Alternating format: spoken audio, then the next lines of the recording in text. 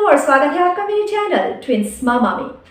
आज मैं आपसे बात करने वाली हूँ कुछ ऐसी बातों के बारे में जिसका आपको काफ़ी ख्याल रखना चाहिए अगर आप एक नई माँ हैं।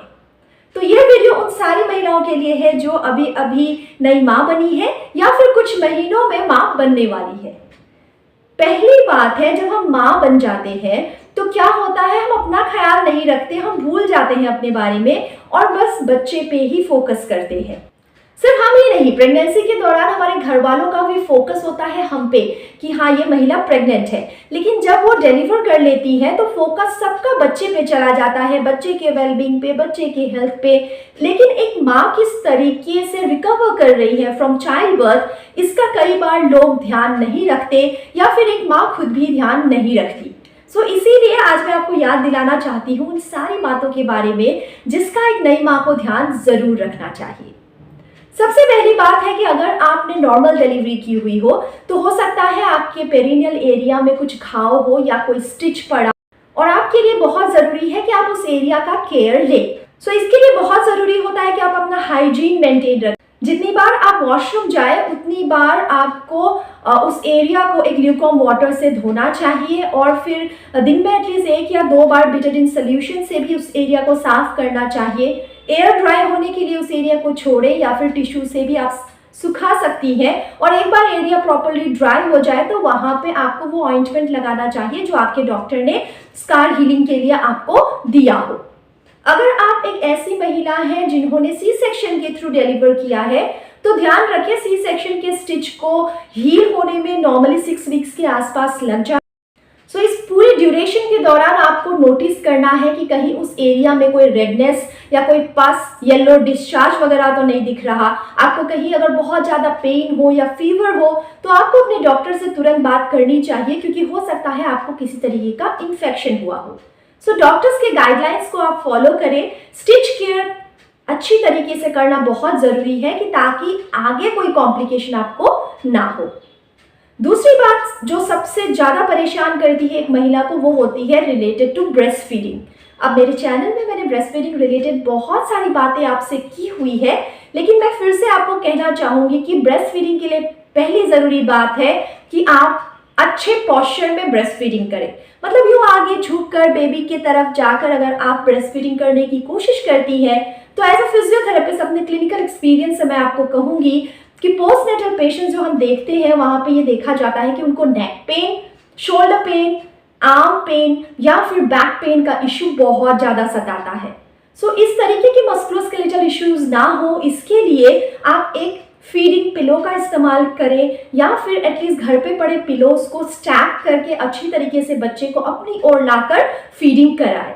बैक को वेल सपोर्टेड रखें, लोअर बैक में एक छोटा सा पिलो रखें, पीछे चेयर या वॉल पे आप अच्छे से सट के अपने पोस्चर को सही रख के बच्चे को फीड करें। फिर आपके लिए इस तरीके की पेन्स एंड एक्स नहीं होगी। दूसरी बात है कि कई बार महिलाओं को पैरों में स्वेलिंग भी हो जाती है, तो ऐसे केसेस में आपको एक स्टूल के ऊपर अपने पैर को उठाकर रखना है जब भी आप ब्रेस्ट फीडिंग करवा रही हैं। जब आप सो रही हैं तो एक पिलो के ऊपर अपने पैर को रखें और एंकल और टो के मूवमेंट्स करें ताकि ये स्वेलिंग कम हो जाए। ब्रेस्ट फीडिंग से जुड़ी एक और बात जो महिलाओं को सताती है वो है लैक ऑफ मिल्क सप्लाई। मतलब दूध का परिमाण उतना ज़्यादा नहीं होता जितने बच्चे की ज़रूरत हो।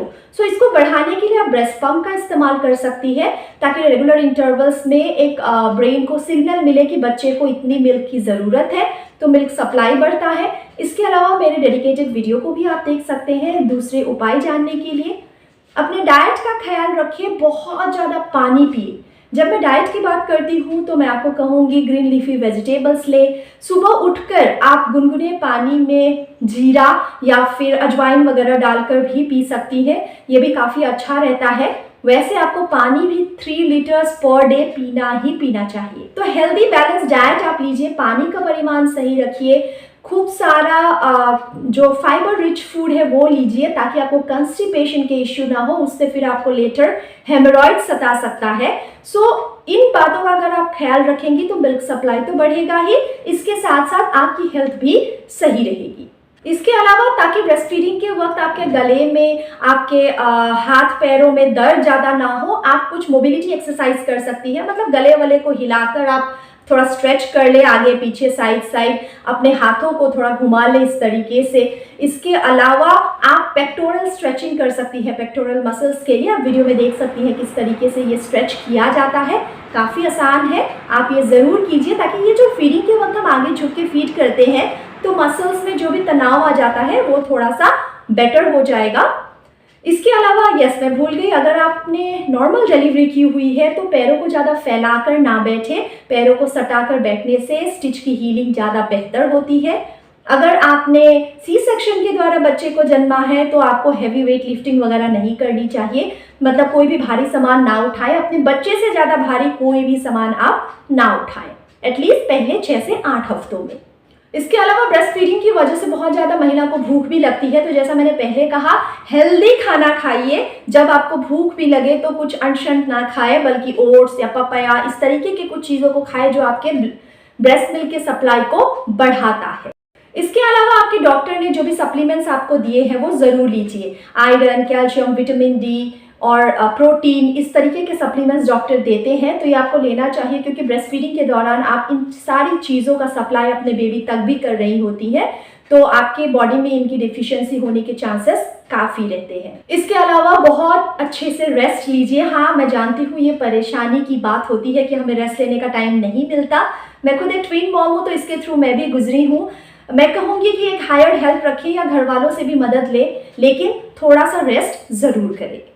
इसके अलावा डिलीवरी के आगे डॉक्टर आपको एक चेकअप पे आने के लिए भी कहते हैं, तो उस पर भी ज़रूर जाएं। पोस्टपार्टम चेकअप बहुत ज़रूरी है। वहाँ पे डॉक्टर ये भी चेक कर सकते हैं कि कहीं आपको डायस्टेसिस रेक्टाई तो नहीं है। और क्या होता है डायस्टेसिस रेक्टाई, ये मैंने कई वीडियोस में आपको समझाया हुआ है, उन डेडिकेटेड वीडियोस को भी आप देख सकती हैं मेरे चैनल में। और इसके अलावा कुछ महिलाओं में काफ़ी जल्दी होती है एक्सरसाइज करने की, तो मैं आपसे कहूँगी ज़्यादा जल्दी ना करें। अगर आपने नॉर्मल डिलीवरी की हो तब भी आपको कम से कम 4 हफ्ते तो वेट करना ही चाहिए, और बिना डॉक्टर के ग्रीन सिग्नल के कभी एक्सरसाइज शुरू ना करें। सी सेक्शन हुआ हो तो 6 से 8 हफ्ते आपको इंतज़ार करना चाहिए, और उसके बाद अपने ओबीजी एक्सपर्ट से पूछकर एक फिजियोथेरेपिस्ट की निगरानी में ही आपको एक्सरसाइज शुरू करना चाहिए।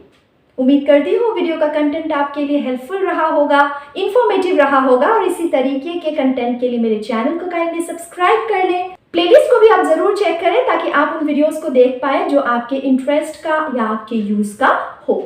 Thank you so much, see you again.